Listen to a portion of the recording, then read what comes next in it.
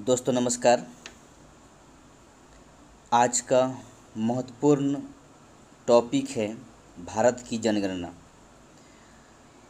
आगामी civil service exam को देखते हुए भारत की जनगणना से कुछ महत्वपूर्ण क्वेश्चन हैं, इनको आप लोग देखिए और जिससे कोई भी एग्ज़ाम हो, चाहे वो बीपीएससी हो या जेपीएससी हो या कोई सिविल सेवा हो या बिहार एसएससी हो या फिर झारखंड एसएससी हो या फिर कोई इसी तरह के कोई एग्ज़ाम हो, भारत की जनगणना से कुछ क्वेश्चन रहता है। तो उसी एग्ज़ाम के पॉइंट व्यू से, उस एग्ज़ाम के मद्देनज़र रखते हुए कुछ क्वेश्चन है जिसको आप देखिए, आप इससे लाभ उठाइए और आपके लिए कुछ भी हो ना हो, इससे कुछ क्वेश्चन अगर आता है एग्ज़ाम में तो इससे आपको फ़ायदा ही होगा, लाभ होगा। तो इसलिए बेटर है कि आप इस पूरे वीडियो को देखिए और जिससे आपको कुछ हेल्प हो जाए एग्ज़ाम के लिए। ठीक है, तो चलिए हम लोग देखते हैं आज का पहला क्वेश्चन। इससे पहले आप अगर चैनल पर नए हैं तो चैनल को सब्सक्राइब कर लेंगे और अगर सब्सक्राइब कर चुके हैं तो लाइक शेयर और कमेंट ज़रूर करेंगे। चलिए आगे बढ़ते हैं। पहला क्वेश्चन है आज का, ध्यान दीजिएगा। भारत की जनगणना का विषय संघ सूची में आता है। दोस्तों ध्यान रखिए इस बात को लेकर कि हमारे भारतीय संविधान में अनुसूची 7 में 3 सूचियां दी गई है, जिसमें संघ सूची, राज्य सूची और समवर्ती सूची के बारे में है।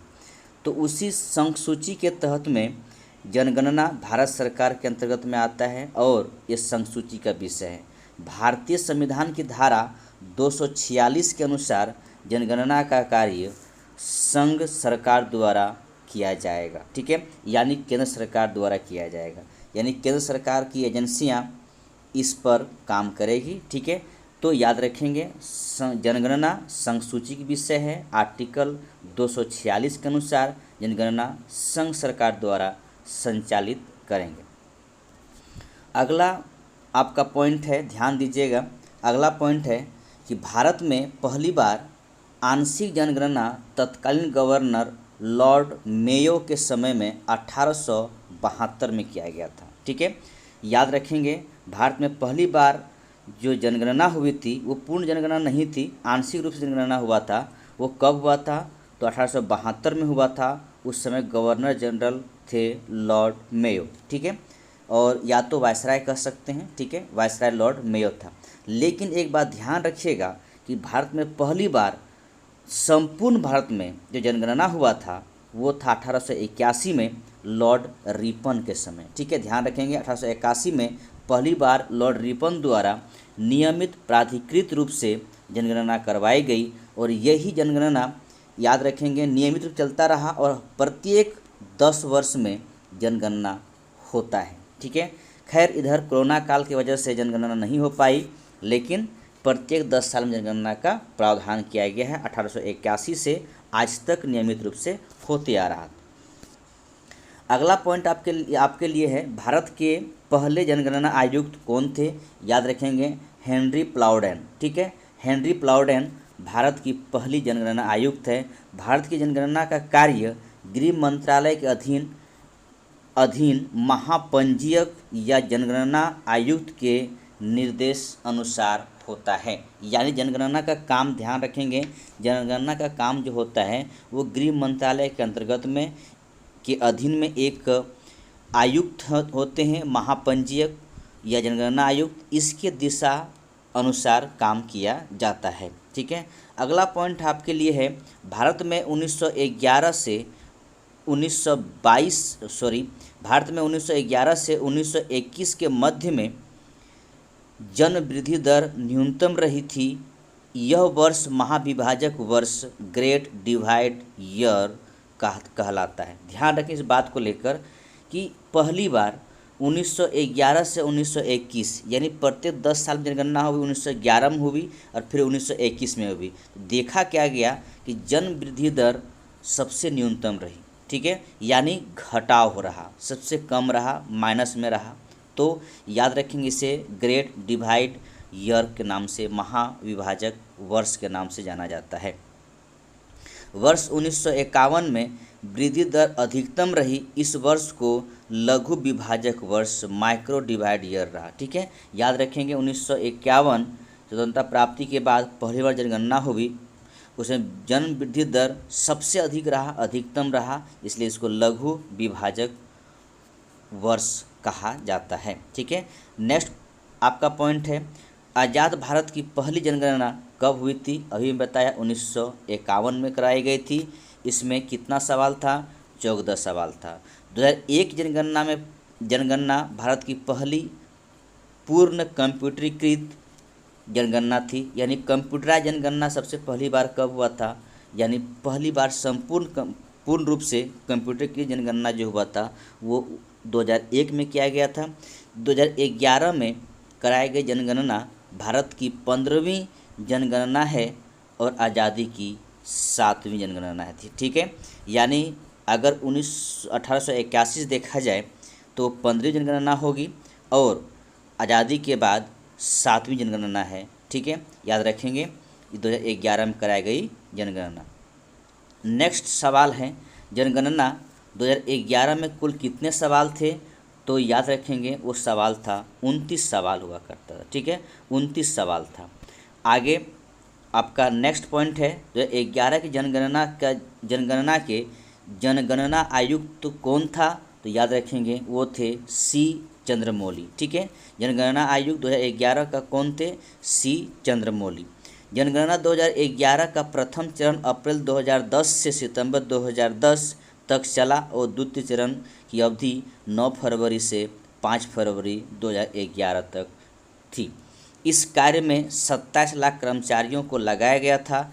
उसके द्वारा देश में 640 जिलों के 7,938 शहरों एवं 41 लाख गाँवों में जनगणना की कार्य किया गया। याद रखेंगे कितना जिला? 640 जिला। ठीक है, गांव 41 लाख गांव था जिसमें जनगणना करवाया गया। भारत में विश्व की देखिए ये 5% जनगणना निवास करती है, ऐसी बात नहीं है, थोड़ा सा यहाँ मिस्टेक है।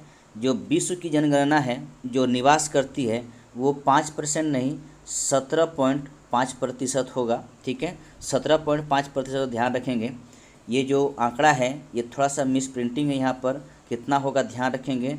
17.5% जनसंख्या निवास करती है, जबकि भारत में विश्व का 2.4% भूभाग है। कहने का मतलब है पूरे विश्व की जो जमीन का आंकड़ा देखा जाए तो पूरे विश्व का जो ज़मीनी हिस्सा स्थल भाग है उसका 2.4% मेरे पास है और जनसंख्या कितना है पूरे विश्व का 17.5%। ठीक है, नेक्स्ट देखिए पॉइंट क्या लिखता है कि भारत की जनसंख्या America, Indonesia, Brazil, Pakistan, Bangladesh एवं जापान की कुल जनसंख्या के बराबर है। सोच के देखिए आप इस बात को लेकर कि अमेरिका की जनसंख्या जितनी है, इंडोनेशिया जितना है, ब्राज़ील, पाकिस्तान, बांग्लादेश, जापान, अगर सबको मिला दिया जाए जितना जनसंख्या उन देशों में है उतना जनसंख्या अकेला भारत में है। ठीक है, भारत में है। नागालैंड एक ऐसा राज्य है जहां जनसंख्या में कमी आई है, वृद्धि नहीं बल्कि कमी आई है। याद रखेंगे नागालैंड एक ऐसा राज्य है जिसकी जनसंख्या में कमी आई है। नेक्स्ट पॉइंट है भारत 2050 तक विश्व की सर्वाधिक जनसंख्या वाला देश बन जाएगा। अभी सेकेंड स्थान पर है, दूसरा स्थान पर है, पहला स्थान पर चीन है। ठीक है, फर्स्ट स्थान पर चीन है, लेकिन 2050 में भारत पहला स्थान, चीन को भी पीछा कर देंगे और आगे बढ़ जाएंगे। वर्ष 2011 की जनगणना 31 मार्च 2011 को केंद्रीय गृह सचिव और भारतीय RGI द्वारा जारी की गई। ठीक है, कब जारी किया गया ध्यान रखेंगे, वो जारी किया गया था 31 मार्च 2011 को। जनगणना 2011। नेक्स्ट पॉइंट है जनगणना 2011 का आदर्श वाक्य क्या है? तो हमारी जनगणना हमारा भविष्य। याद रखेंगे क्या है? हमारी जनगणना हमारा भविष्य था। ठीक है, आगे बढ़ते हैं। ठीक है, आगे बढ़ते हैं। रजिस्ट्रार जनरल और जनगणना आयुक्त जिसके तहत जनगणना 2011 आयोजित की गई थी उनका नाम है सी चंद्रमौली, ठीक है, सी चंद्रमौली। वर्तमान रजिस्ट्रार जनरल जनगणना आयुक्त कौन है? श्री शैलेश, ठीक है। कुल जनसंख्या कितना है भारत का? दोस्तों कुल जनसंख्या भारत की कितनी है?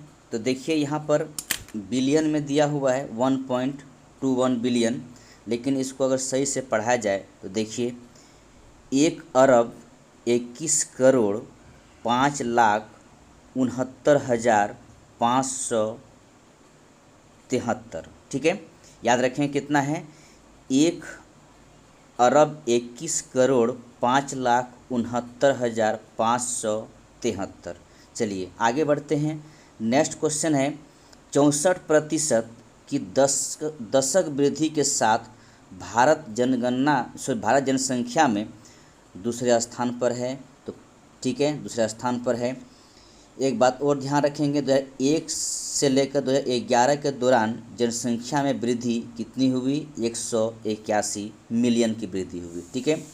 2011 की जनगणना जो 2 चरणों में आयोजित किया गया था, तो हाउस लिस्टिंग और हाउसिंग जनगणना अप्रैल से सितंबर 2010 तक हुआ और जनगणना हुई 9 से 28 फरवरी 2011 को, ठीक है।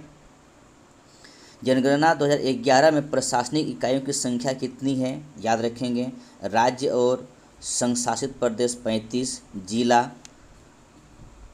640, उप जिला 5,924, कस्बे 7,936, ठीक है। गांव कितना था? तो 41 लाख, ठीक है, इतना याद रखेंगे। जिला 640, उप जिला 5,924, कस्बे 7,936 और गांव कितना? तो 41 लाख। चलिए आगे बढ़ते हैं। महाराष्ट्र के थाने जिला भारत का सबसे अधिक आबादी वाला जिला है। तो याद रखेंगे कौन जिला? महाराष्ट्र के थाने जिला सबसे अधिक आबादी वाला जिला है। अरुणाचल प्रदेश के दिबांग घाटी निम्नतम आबादी वाला जिला है, ठीक है। दिबांग घाटी सबसे कम आबादी वाला जिला है। अरुणाचल प्रदेश के कुरुंग कुमी ने 1% की उच्चतम जनसंख्या वृद्धि दर दर्ज की है, ठीक है। चलिए याद रखेंगे, ये भी कुरुंग कुमी जिला की बात किया जा रहा है। नेक्स्ट है नागालैंड के लांग लेंग जिला ने -58.39% की नकारात्मक जनसंख्या वृद्धि दर दर्ज की है। तो याद रखेंगे कि नागालैंड का एक ज़िला है लांग लेंग, ठीक है, कितना माइनस है? 58.39% की नकारात्मक जनसंख्या वृद्धि दर दर्ज की है नागालैंड, ध्यान रखेंगे, ठीक है। पुदुचेरी के माहे जिला में सबसे ज़्यादा लिंगानुपात कितना है? लिंगानुपात 1176, यानी इतना महिलाएं हैं, तो पुरुष की संख्या कितना? इसमें 1000 पुरुष, ठीक है। 1000 पुरुष में 1176 महिलाएं हैं। दमन जिले में सबसे कम लिंगानुपात 533, ध्यान रखेंगे, यानी 1000 पुरुष में 533 महिलाएं हैं, जो कि बहुत दयनीय स्थिति है। मिजोरम के सरपीत जिले की साक्षरता दर सबसे अधिक 76% है, ठीक है, कितना है? 76% है। नेक्स्ट है 22% के आंकड़े के साथ मध्य प्रदेश के अलीराजपुर भारत की निम्नतम साक्षरता दर है, ठीक है। तो ये मध्य प्रदेश का एक ज़िला है अलीराजपुर, भारत का सबसे कम साक्षरता वाला ज़िला है, ठीक है। 37,346 व्यक्ति प्रति वर्ग किलोमीटर के आंकड़े के साथ उत्तर पूर्वी दिल्ली सबसे ज़्यादा घनत्व वाला ज़िला है। ध्यान रखेंगे, उत्तर पूर्वी ज़िला जो दिल्ली में है, 1 वर्ग किलोमीटर पर 37,346 व्यक्ति रहते हैं, सबसे ज़्यादा जनघनत्व की वाला एरिया है, ठीक है। नेक्स्ट है दिबांग घाटी में प्रति व्यक्ति घनत्व सबसे कम 1 व्यक्ति प्रति वर्ग किलोमीटर है, ठीक है। यानी कहीं पर 37,000 लोग रह रहे हैं 1 किलोमीटर के अंतर्गत में, और कहीं दिबांग घाटी में 1 व्यक्ति रह रहे हैं, ये भी ध्यान रखिए, ठीक है। महाराष्ट्र का मुंबई शहर सबसे अधिक आबादी वाला शहर है, यानी शहर में देखा जाए तो मुंबई शहर सबसे अधिक आबादी वाला शहर है। पंजाब का कपूरथला शहर सबसे कम आबादी वाला शहर है। शहर में देखा जाए तो मुंबई सबसे ज़्यादा और पंजाब का कपूरथला सबसे कम आबादी वाला शहर है। ठीक है, नेक्स्ट क्वेश्चन है भारत की कुल जनसंख्या, जो कि मैंने अभी भी बताया, ध्यान रखेंगे। विश्व की कुल जनसंख्या में भारत की प्रतिशत 17.5%।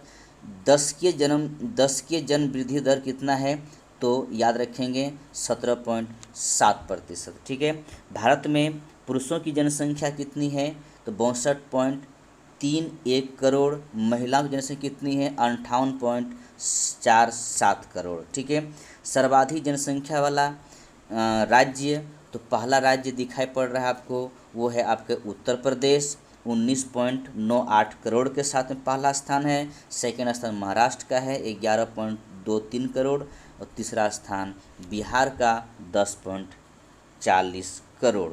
ठीक है,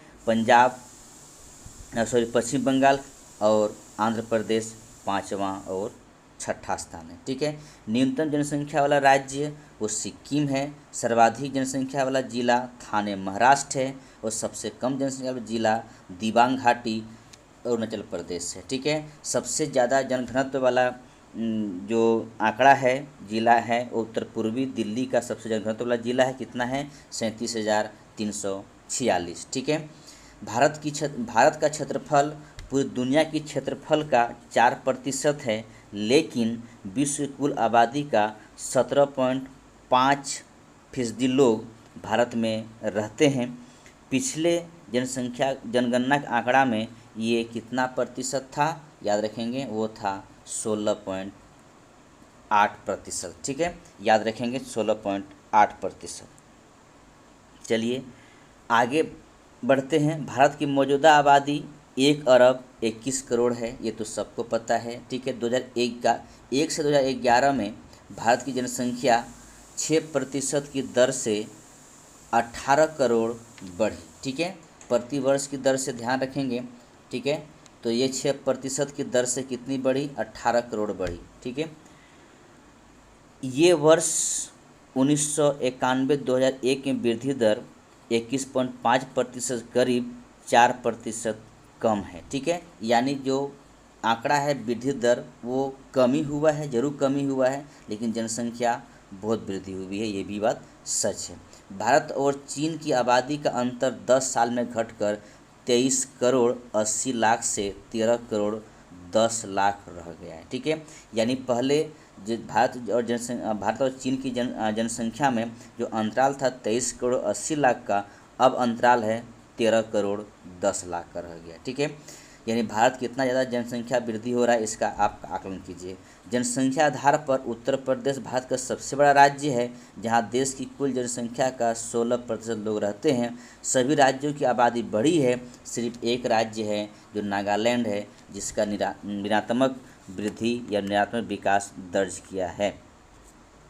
1911 की दशक के बाद से यह पहला मौका है जब पिछले दशक के मुकाबले 2011 की जनसंख्या में कम लोग जुड़े हैं। ठीक है, 1911 के दशक में जो लोग जुड़े थे, यानी हमारे जनसंख्या में वृद्धि हुई थी, वो उसके बाद ये पहला मौका 2011 जनगणना ऐसा हुआ जिसमें लोग उसके बाद यानी कम जुड़े, यानी कहने का मतलब 2021 में लोग जुड़े, फिर 31 में जुड़े, फिर 41 में, 51 में, 61 में, 71 में, 81 में, 91 में, 2001 में और 2011 में जो जुड़ा, तो 21 से लेकर जो 2001 तक जुड़ा, तो ये ध्यान रखेंगे वो जुड़ने वाले लोगों की संख्या में 2011 की जनगणना में लोग जुड़े वो कम जुड़े थे। ठीक है, आगे नेक्स्ट पॉइंट आपके पास है, कुल आबादी में बच्चों का प्रतिशत गिरा है, यानी देश में उर्वरता कम हो गई है। ठीक है, ध्यान रखेंगे बच्चों के प्रतिशत में झुका है, थोड़ा सा ऋणात्मक स्थिति में है। देश की कुल लिंगानुपात कितना है, 1971 से अब तक सबसे ऊंचे स्तर यानी कितना है, 940 पर पहुंच गया। ये साल 2011 से 7 पॉइंट का इजाफा है, यानी 33 से 40 पर पहुंच गया है।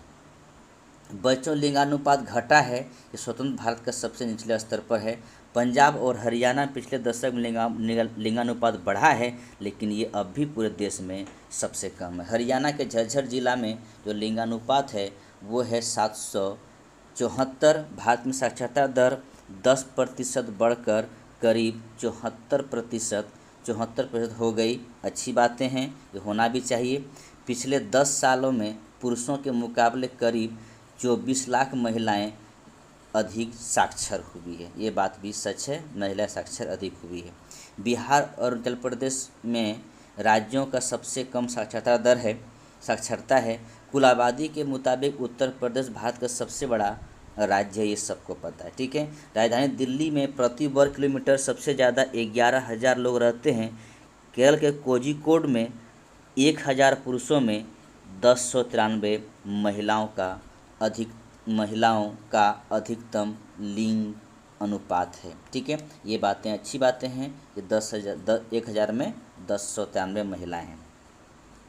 महाराष्ट्र के भिवंडी शहर में सबसे कम लिंगानुपात, ठीक है, सबसे कम लिंगानुपात 709 महिलाएं प्रति 1,000 पुरुष है, ठीक है। सॉरी, ये महाराष्ट्र के भिवंडी, मुझे लग रहा है ये महाराष्ट्र नहीं होगा, ये हरियाणा होगा, ठीक है, हरियाणा होगा, ध्यान रखेंगे, हरियाणा होगा। हरियाणा के भिवंडी शहर में सबसे कम लिंगानुपात 709 महिलाएं प्रति 1,000 पुरुष में है।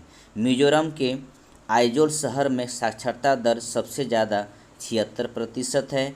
48% साथ यूपी का संभल शहर भारत का सबसे कम साक्षर शहर है, ठीक है। यानी संभल शहर जो है यूपी का सबसे कम साक्षर शहर है, इस बात का ध्यान रखेंगे।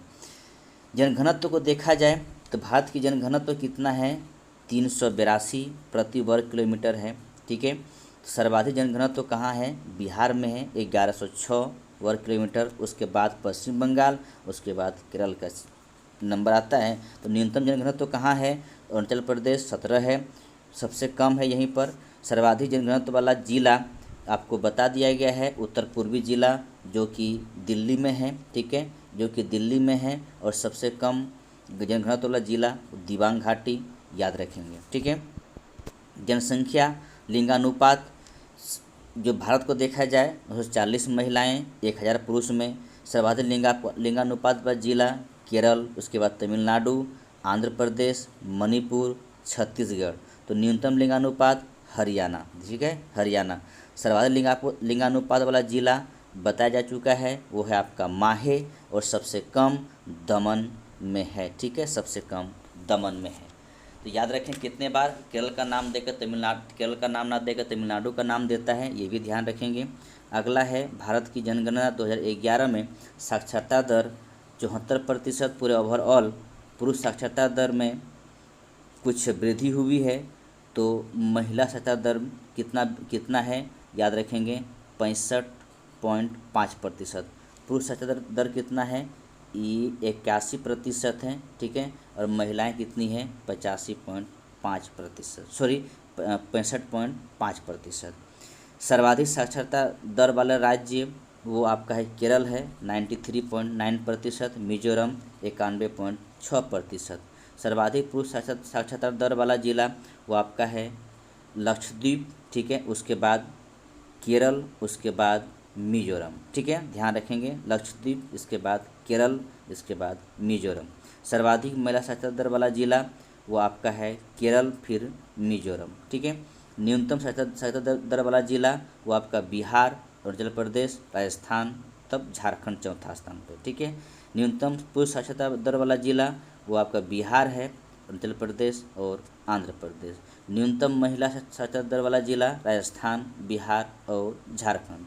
सर्वाधिक साक्षरता दर वाला जिला सरपीच, मिजोरम, और न्यूनतम साक्षरता दर वाला जिला अलीराजपुर, मध्य प्रदेश, ठीक है। ये सब बताया जा चुका है, आप इसको सही से देख लीजिए।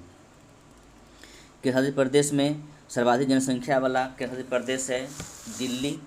इसके बाद दूसरा जो न्यूनतम जनसंख्या वाला केंद्र प्रदेश है वो लक्षद्वीप है, मात्र 47,000 में, और यहाँ पर 1.67 करोड़ जनसंख्या है। न्यूनतम जनसंख्या घनत्व वाला जिला अंडमान निकोबार, ठीक है। और सर्वाधिक साक्षरता वाला जिला साक्षरता वाला केंद्र शासित प्रदेश वो आपका है लक्षद्वीप, न्यूनतम साक्षरता दर वाला केंद्र शासित प्रदेश दादर एवं नगर हवेली। ठीक है, अब यहाँ पे कुछ विशेषताएं दिया गया है, इनको भी देखिए।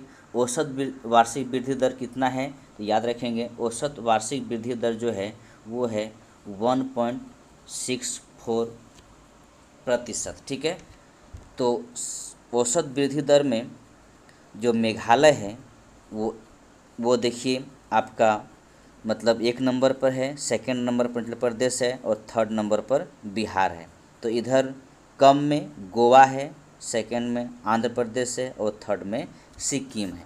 ठीक, नेक्स्ट आपका पॉइंट देखिए है आपका 10 की वृद्धि कितनी है, तो 10 की वृद्धि आपका 17.6% है। ठीक है, याद रखेंगे 10 की वृद्धि है 17.6%। नेक्स्ट आपका पॉइंट है, नेक्स्ट पॉइंट है कि कुल जनसंख्या कितनी है, तो कुल जनसंख्या आपको बताया जा चुका है 1.21 अरब जनसंख्या है। ठीक है, तो सबसे अधिक कहाँ पर उत्तर प्रदेश में है, महाराष्ट्र में और थर्ड नंबर बिहार है। ठीक है, तो यहाँ पर सबसे कम जनसंख्या कहाँ, सिक्किम में है, इसके मिजोरम है, इसके बाद अरुणाचल प्रदेश। ठीक है, ये सबसे बताया जा चुका है, इसको आप लोग फिर से देख लीजिए सही तरीके से, तो आपके लिए अच्छा रहेगा। ठीक है, लिंगानुपात आपको बताया जा चुका है, केरल में सबसे अधिक है, फिर इसके बाद तमिलनाडु, फिर आंध्र प्रदेश और इधर देखेंगे तो हरियाणा, फिर जम्मू कश्मीर, इसके बाद दूसरा राज्य। चलिए देखते हैं कहाँ पर है। तो एक लिंगानुपात आपको बताया जा चुका है कि सबसे जो अधिक है वो केरल में है, उसके बाद तमिलनाडु, उसके बाद आंध्र प्रदेश, तो सबसे कम में हरियाणा है, जम्मू कश्मीर, फिर इसके बाद सिक्किम में है। चलिए आगे बढ़ते हैं। जन्म दर जो सबसे ज़्यादा है वो बिहार में, फिर यूपी में, फिर मेघालय में और सबसे कम सिक्किम में, फिर पश्चिम बंगाल, फिर तमिलनाडु में। इसके बाद अगर साक्षरता दर देखा जाए तो कुल जो लिटरेसी रेट है वो है 74% है, पुरुष में 82.14%, तो महिलाओं को है 65.46%। तो इधर अगर केरल का देखा जाए तो सबसे अधिक है, फिर मिजोरम है, इसके बाद आपका त्रिपुरा है। ठीक है, तो इधर देखा जाए कि सबसे कम बिहार है, उसके बाद उत्तर प्रदेश, राजस्थान है, इसके इस तरह का देख लीजिएगा। ठीक है, आगे बढ़ते हैं। इसके बाद है जनजातियों की संख्या। जनजाति की कुल संख्या 550 जनजाति आबादी। भारत की कुल आबादी कितना है, ध्यान रखेंगे कुल आबादी जनजातियों का 8.2% है। तो सबसे अधिक जनजाति कहाँ पर है, वो मध्य प्रदेश में, इसके महाराष्ट्र में, इसके बाद गुजरात में। तो सबसे कम कहाँ पर है, पंजाब में। पंजाब में जनजाति 0 है, हरियाणा भी 0 है, गोवा में 32,000 है। ठीक है, चलिए आगे बढ़ते हैं। क्षेत्रफल की दृष्टि देखा जाए तो भारत का क्षेत्रफल 32.87 लाख वर्ग किलोमीटर। तो सबसे बड़ा राज्य राजस्थान है, सेकंड आपका एमपी है, थर्ड आपका महाराष्ट्र है। ठीक है, तो सबसे छोटा गोवा, फिर सिक्किम, इसके बाद त्रिपुरा। ठीक है, तो चलिए और कुछ चीज़ें हैं देख लीजिए। बस्तियों की संख्या, तो यहाँ पर कुल बस्ती की संख्या इतना है, महाराष्ट्र, फिर आंध्र प्रदेश, तमिलनाडु, अरुणाचल प्रदेश, गोवा और सिक्किम सबसे कम में।